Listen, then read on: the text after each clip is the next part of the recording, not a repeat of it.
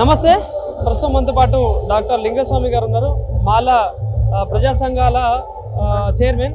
So దీనికి సంబంధించి మాట్లాడేది ఎందుకంటే ఈరోజు ధర్నా చౌక్లో ఎస్సీ ఎస్టీ సంబంధించిన 52 ఉపకులాలకు సంబంధించిన ప్రోగ్రామ్ అయితే నడుస్తుంది, ధర్నా అయితే నడుస్తుంది. అయితే కాంగ్రెస్ ప్రభుత్వం చేవెళ్ళ డిక్లరేషన్లో భాగంగా ఈ సంఘాలకన్నిటి కూడా హామీ ఇవ్వడం జరిగింది. డిక్లరేషన్లో భాగంగా వీళ్ళకి రిజర్వేషన్ కల్పిస్తామని చెప్పేసి, వీళ్ళ జనాభా ప్రకారం హక్కులు కల్పిస్తామని చెప్పేసి హామీ ఇవ్వడం జరిగింది. సో ప్రభుత్వం మమ్మల్ని మోసం చేసింది. అదేవిధంగా ఇంకొక అంశం, రాష్ట్రంలో ఈ ఫీజు రియంబర్స్మెంట్ కావచ్చు, స్కాలర్షిప్ కావచ్చు, ఇలా విద్యార్థులు అనేక రకాలుగా ఇబ్బంది పడుతూ ఉన్నారు. సో ఈ రెండు అంశాల గురించి మాట్లాడడం మనతో పాటు అన్న ఉన్నారు. అన్న నమస్తేనే. సో ఎట్లా చూస్తా ఉంది ప్రభుత్వం ప్రవర్తిస్తున్న తీరు చూస్తూ ఉంటే ఏమనిపిస్తుంది? ఎందుకంటే చేవెళ్ళ డిక్లరేషన్లో భాగంగా హామీ ఇచ్చి దాదాపుగా 3 సంవత్సరాలు అవస్థ ఉంది. మరి ఇప్పటివరకు ఎందుకు మరి ప్రభుత్వం దీనిపై ఎలాంటి కొలిక్కి రావట్లేదు అంటే ఏం చెప్తారు?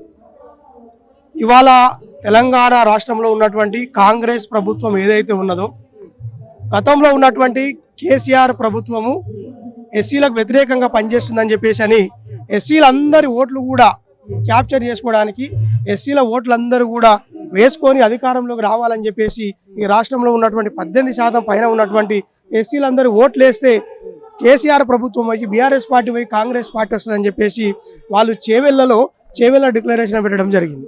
ఆ చేవెళ్ళ డిక్లరేషన్కు కాంగ్రెస్ అధినాయకత్వం మొత్తం కూడా, ఉన్నత స్థాయి నాయకత్వం మొత్తం కూడా, మల్లికార్జున ఖర్గే, రాహుల్ గాంధీ, ప్రియాంక గాంధీ వంటి హేమీలందరూ కూడా అక్కడికి వచ్చి ఒక చేవెళ్ళ డిక్లరేషన్ అని చేయడం జరిగింది. ఆ చేవెళ్ళ డిక్లరేషన్లో ప్రధానంగా చెప్పింది ఏంటంటే, ఈ రాష్ట్రంలో ఉన్నటువంటి ఎస్సీలు ఎవరైతే ఉన్నారో, 59 కులాల ఎస్సీలు ఎవరైతే ఉన్నారో వీళ్ళ జనాభా 15% కాదు 18% ఉన్నది. వీళ్ళకి 15% రిజర్వేషన్ వస్తున్నది. 18% ఉన్నప్పుడు కూడా 15% రిజర్వేషన్ వస్తున్నది. కాబట్టి మేము అధికారంలోకి రాగానే ఎస్సీలందరూ కూడా వాళ్ళ రిజర్వేషన్ని 15 నుంచి 18% పెంచుతామని చెప్పడం జరిగింది. కానీ ఇవాళ ప్రభుత్వం ఏర్పడి దాదాపు 3 సంవత్సరాల దగ్గరకు వస్తున్నది. 2.5 సంవత్సరాలు గడిచి 3 సంవత్సరాలు అయినప్పటికీ కూడా ఇవాళ చేవెళ్ళ డిక్లరేషన్లో చెప్పినటువంటి ఏ ఒక్క హామీని కూడా, ఏ ఒక్క వాగ్దానాన్ని కూడా ఇవాళ కాంగ్రెస్ ప్రభుత్వం, రేవంత్ రెడ్డి సర్కార్ నెరవేర్చేటువంటి పరిస్థితులు లేదు. అసలు దాని గురించి మాట్లాడే పరిస్థితి కూడా లేదు. ఇవాళ 15% నుంచి 18% రిజర్వేషన్ పెంచుతామన్న ఎస్సీలకు దాన్ని ఊసెత్తడం లేదు. అదేవిధంగా ఏం చెప్పారంటే, ఈ రాష్ట్రంలో ఉన్నటువంటి ఎస్సీలందరూ కూడా వాళ్ళు ఆర్థికంగా సామాజికంగా వెనుకబడ్డారు కాబట్టి వాళ్ళకు ఒక 3 కార్పొరేషన్లు ఏర్పాటు చేస్తామని చెప్పారు. ఆ 3 కార్పొరేషన్లు ఏంటంటే, ఒకటి మాల కార్పొరేషను, అదేవిధంగా మాదిగ కార్పొరేషన్. ఈ 2 కులాల కార్పొరేషన్లు అయిపోయిన తర్వాత మిగిలిన 57 ఉపకులాలందరూ కలిపి ఒక కార్పొరేషన్ ఏర్పాటు చేస్తామని చెప్పడం జరిగింది. ఈ 3 కార్పొరేషన్లు ఏర్పాటు చేసి ఈ 3 కార్పొరేషన్లు కూడా ప్రత్యేకమైన ప్యాకేజ్ ఇచ్చి, ప్రతి కార్పొరేషన్ కూడా దాదాపు 750 కోట్ల నుంచి 1000 కోట్లు ప్రతి సంవత్సరం ఇచ్చి ఎస్సీలందరికీ కూడా అభివృద్ధి చేస్తామని చెప్పడం జరిగింది. ఇవాళ 3 కార్పొరేషన్ల మాట పక్కన పెడితే, ఇవాళ 3 కార్పొరేషన్ల ముచ్చట పక్కన పెడితే, ఇవాళ ఆల్రెడీ ఎగ్జిస్టింగ్లో ఉన్నటువంటి ఎస్సీ కార్పొరేషన్ కూడా యాక్టివ్గా లేని పరిస్థితి ఉన్నది. ఎస్సీ కార్పొరేషన్ ఒక చైర్మన్ ఉన్నాడు. ఎస్సీ కార్పొరేషన్ గతంలో ఎస్సీలందరూ కూడా, ఆర్థికంగా వెనుకబడ్డ ఎస్సీలందరూ కూడా లోన్లు ఇచ్చే పరిస్థితి ఉండే. ఇవాళ ఈ ప్రభుత్వం వచ్చిన తర్వాత ఆ లోన్లు ఇచ్చే పరిస్థితి కూడా లేదు. అంటే 3 కార్పొరేషన్లు పక్కన పెడితే ఉన్న ఎస్సీ కార్పొరేషన్ కూడా నిర్వీర్యం చేసే పరిస్థితి కనిపిస్తున్నది. అదేవిధంగా మీరు అడిగినట్టు ఈ ఫీజు రియంబర్స్మెంట్ ఏదైతే ఉన్నదో, ఇవాళ ప్రధానంగా గవర్నమెంట్ ఫీజు రియంబర్స్మెంట్ ఇవ్వకపోవడం వల్ల ప్రధానంగా నష్టపోతున్నది ఎస్సీ విద్యార్థులే, ఎస్సీ ఎస్టీ విద్యార్థులే ప్రధానంగా నష్టపోతున్నారు. ఎందుకంటే ఎస్సీ ఎస్టీ విద్యార్థులందరూ కూడా వారి కుటుంబాల ఆర్థిక స్థితిగతులు చూస్తే ఇవాళ అనేక కుటుంబాలు, ఎస్సీ ఎస్టీ కుటుంబాలు కూడా వాళ్ళకు కనీసం ఇల్లు లేని పరిస్థితులు ఉన్నాయి.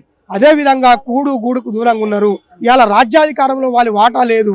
వారి ఎమ్మెల్యేలు, ఎంపీలు ఉన్నప్పుడు కూడా వారి యొక్క హక్కుల కోసం చట్టసభల్లో మాట్లాడే పరిస్థితి లేదు. కాబట్టి అట్లా నిర్వీర్యం అయిపోయి ఇవాళ అబాక్యులుగా ఉన్నటువంటి ఎస్సీ ఎస్టీ విద్యార్థులందరికీ కూడా ఇవాళ చేవెళ్ళ డిక్లరేషన్లో కాంగ్రెస్ పార్టీ ఏం చెప్పిందంటే, మేము అధికారంలోకి వచ్చిన తర్వాత ఎస్సీ ఎస్టీ విద్యార్థులందరూ కూడా వాళ్ళు విదేశాలకు వెళ్తా అంటే వాళ్ళకి 20 లక్షల లోన్లు ఇస్తామని చెప్పడం జరిగింది. ప్రతి విద్యార్థికి ఇస్తామని చెప్పారు. విదేశాలకు వెళ్ళే విద్యార్థుల విషయం పక్కన పెడితే వాళ్ళని గాలికి వదిలేసింది. ఇక్కడ ఆల్రెడీ ఉన్నటువంటి విద్యార్థులు కూడా వాళ్ళకి రియంబర్స్మెంట్ ఇచ్చే పరిస్థితి లేదు. ఆ రియంబర్స్మెంట్ ఇవ్వకపోవడం వల్ల ఇవాళ ఏమైపోయిందంటే, గవర్నమెంట్ విశ్వవిద్యాలయాలు మొత్తం కూడా మెల్లమెల్లగా క్షీణిస్తున్నాయి. ఇవాళ ప్రైవేట్ యూనివర్సిటీలు వచ్చినాయి. ప్రైవేట్ విద్యా సంస్థలే టాప్లో ఉన్నాయి. అక్కడే మెరుగైన విద్య ఉన్నది. ఆ మెరుగైన విద్య ఉన్నటువంటి ప్రైవేట్ యూనివర్సిటీలల్లా ప్రైవేట్ కాలేజీలల్లా ఇవాళ ఎస్సీ ఎస్టీ విద్యార్థులను చేర్చుకునే పరిస్థితి లేదు. ఎందుకంటే వీళ్ళకి రియంబర్స్మెంట్ రావట్లేదు కాబట్టి, అక్కడ ఉన్న లక్షల ఫీజు ఏదైతే ఉందో వీళ్ళు చెల్లించలేరు కాబట్టి, అక్కడ ఉన్నటువంటి విశ్వవిద్యాలయాలు మొత్తం కూడా అగ్రకులాలే కాబట్టి, అవన్నీ కూడా కార్పొరేట్ శక్తులు కాబట్టి, అవన్నీ కూడా కార్పొరేట్ పనిచేసి వారి యొక్క ఆర్థిక పరమైన దోపిడీ చేస్తున్నారు కాబట్టి, ఆ ఆర్థిక దోపిడీలో ఎస్సీ ఎస్టీ విద్యార్థులు రియంబర్స్మెంట్ రావట్లేదు కాబట్టి ఇవాళ ప్రధానంగా విద్యకు దూరం అవుతున్నారు. కాంగ్రెస్ పార్టీ ఏదైతే ఉందో చేవెళ్ళ డిక్లరేషన్ తుంగలో దొక్కింది. ఇవాళ ఎస్సీ ఎస్టీలను పూర్తిగా విస్మరించింది. తక్షణమే గవర్నమెంట్ ఫీజు రియంబర్స్మెంట్ చెల్లించాలి ఎస్సీ ఎస్టీ విద్యార్థులకు. లేని పక్షంలో రాబోయే రోజులలో ఎస్సీ ఎస్టీ విద్యార్థులందరినీ కలుపుకొని కూడా రాష్ట్ర వ్యాప్తంగా ఇవాళ ఏదైతే కేంద్రంలో ఢిల్లీలో జరిగినటువంటి సిజేపీ నిరసన వల్లనే ఇవాళ ఏమైంది, ధర్మేంద్ర ప్రధాన్ రాజీనామా చేసిండు. అదే తాకిడి, అట్లా జరిగినటువంటి హోరాహోరీగా జరిగిన పోరాటం ఈ రాష్ట్రంలో ఉన్నటువంటి ఎస్సీ ఎస్టీ విద్యార్థులతోటి త్వరలోనే మేము నిర్వహించబోతున్నాము. అప్పుడైనా కూడా కళ్ళు తెరవకపోతే ఆడ బీజేపీ పార్టీకి పట్టిన గతే ఇక్కడ రేవంత్ రెడ్డి కూడా పడుతుంది, కాంగ్రెస్ కూడా పడుతుంది అని చెప్పేసి ఈ సందర్భంగా హెచ్చరిస్తున్నాం. అంటే ప్రభుత్వం ఆర్థిక పరిస్థితులు బాగాలేదు, ఈ ఫీజు రియంబర్స్మెంట్ చెల్లించాలని కొన్ని కోట్లలో బకాయిలు ఉన్నాయి, ఈ బకాయి అంతా ప్రభుత్వం మీదే భారం పడతా ఉందని చెప్పేసి రాష్ట్ర మొత్తం ముఖ్యమంత్రి గారు చెప్తా ఉన్నారు. ఎట్లా చూడొచ్చు అన్న మరి ఇప్పుడు నిరుద్యోగుల విషయంలో చూస్తా ఉన్నా కూడా అట్లే మాట్లాడతారు, ఏం చెప్తారు? ఇవాళ రేవంత్ రెడ్డి ఏమంటున్నాడంటే ప్రభుత్వం దగ్గర నిధులు లేవు, ఇవాళ తెలంగాణ రాష్ట్రం అప్పుల్లో ఉన్నది, ప్రభుత్వం అప్పుల్లో ఉన్నది కాబట్టి మేము దీనికి ఏమి చేయలేమని చెప్పేసి సింపుల్గా చేతులు ఎత్తేస్తున్నాడు. ఇవాళ మీ ఛానల్ వేదికగా నేను రేవంత్ రెడ్డికి ఒక సవాల్ విసురుతున్నా. ఏందంటే నీ దగ్గర డబ్బులు లేవు అంటున్నావు, గవర్నమెంట్ బకాయిలలో అప్పులలో ఉంది అంటున్నావు, కానీ మూసి సుందరీకరణ కోసం 750 కోట్లు ఎక్కడి నుంచి వచ్చినాయి? అంటే మా మాలా మాదిగా లంబాడి ఆదివాసీ గిరిజన ఎస్సీ ఎస్టీ విద్యార్థులందరూ చదువుకుంటా అంటే నీ దగ్గర డబ్బులు లేవంటావు, కానీ మూసి సుందరీకరణకు మాత్రం 750 కోట్లు ఎక్కడి నుంచి వస్తున్నాయి నీకు? ఇవాళ అనేక ప్రాజెక్టులకు కూడా మీరు ఏమంటారు ఇనిషియేషన్ తీసుకుంటున్నారు, మరి దానికి డబ్బులు ఎక్కడ వస్తున్నాయి? అంటే ఈ ఎస్సీ ఎస్టీ విద్యార్థుల దగ్గరకు వచ్చేసరికి ఏమో డబ్బులు లేవంటున్నారు. అదేవిధంగా ఏమంటారు అనవసరమైనటువంటివి ఏదైతే ఈ రాష్ట్ర భవిష్యత్తును నిర్ణయించలేని ఏవైతున్నాయో వాటన్నిటికి మాత్రం వేల కోట్లు ఖర్చు పెడుతున్న పరిస్థితి కనిపిస్తున్నది. ఇవాళ రేవంత్ రెడ్డి చెప్తున్నట్టు ప్రభుత్వం అప్పుల్లో ఉన్నది, తెలంగాణ రాష్ట్రం అప్పుల్లో ఉన్నదంటే మేము నమ్మడం లేదు. అవన్నీ కూడా ఎస్సీ ఎస్టీలను మోసం చేయడానికే చెప్తున్నాడు తప్పిస్తే ఎస్సీ ఎస్టీ విద్యార్థులని ఎస్సీ ఎస్టీ ప్రజలందరూ కూడా మోసం చేయడానికే అది చెప్తున్నారు తప్పిస్తే నిజంగా డబ్బులు లేకపోతే 750 కోట్లు మూసి ఎట్లొచ్చిందని చెప్పేసి ఈ సందర్భంగా అడుగుతున్నాను. అంటే కొంతమంది నేతలు ప్రశ్నిస్తుంటే, ఇప్పుడు ఎగ్జాంపుల్ ఇప్పుడు ఆర్ కృష్ణ గారు కావచ్చు, ఇట్లా కొంతమంది ప్రశ్నిస్తూ ఉంటే ముఖ్యమంత్రి గారు ఏమంటారు, మీరు ఆంధ్రాకు చెందిన వాళ్ళు, అంటే అక్కడ రాజ్యసభ ఎంపీ, మీరు తెలంగాణలో ఎందుకు ప్రశ్నిస్తారు ఇట్లా మాట్లాడుతున్నారు. అంటే సమస్య మీద మాట్లాడకుండా ఇట్లా పక్కదో దారి పట్టించే విధంగా ముఖ్యమంత్రి గారు మాట్లాడుతుంటే ఏం చెప్తారు దీనికి సంబంధించి? ఎస్సీ ఎస్టీ బీసీలు మైనార్టీలు అందరూ కూడా ఈ నాయకులందరూ కూడా దేశవ్యాప్తంగా ఉన్నటువంటి వారి వారి ప్రజలందరూ కూడా నాయకత్వం వహించేటోళ్ళు. ఆర్ కృష్ణయ్య ఆంధ్రాలో రాజ్యసభ అయినంత మాత్రాన తెలంగాణ ఉన్న బీసీల గురించి ఎస్టీల గురించి మాట్లాడడం లేదు కదా.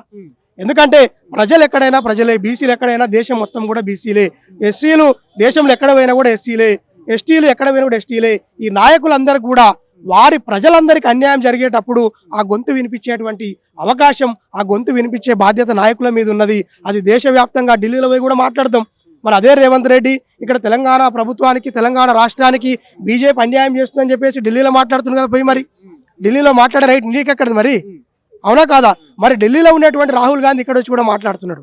అంటే ప్రజల యొక్క సమస్యల మీద మాట్లాడేటప్పుడు, ప్రజల యొక్క గొంతుని వినిపించేటప్పుడు ప్రాంతాలు తేడా లేవు, మాకు ప్రజలే ముఖ్యము, ప్రజల యొక్క అన్యాయం మీద ప్రశ్నించడం ముఖ్యం తప్పిస్తే ప్రాంతాలు మాకు ముఖ్యం కాదని చెప్పేసి ప్రాంతాలు మీరు ఆ వేరువేరుగా చూసి ప్రజల యొక్క గొంతు నొక్కొద్దు, ప్రజల మీద ప్రజల యొక్క అన్యాయంపై మాట్లాడేటువంటి నాయకుల గొంతు నొక్కడం ఇది నిజంగా సమంజసం కాదని చెప్పి చెప్తున్నారు.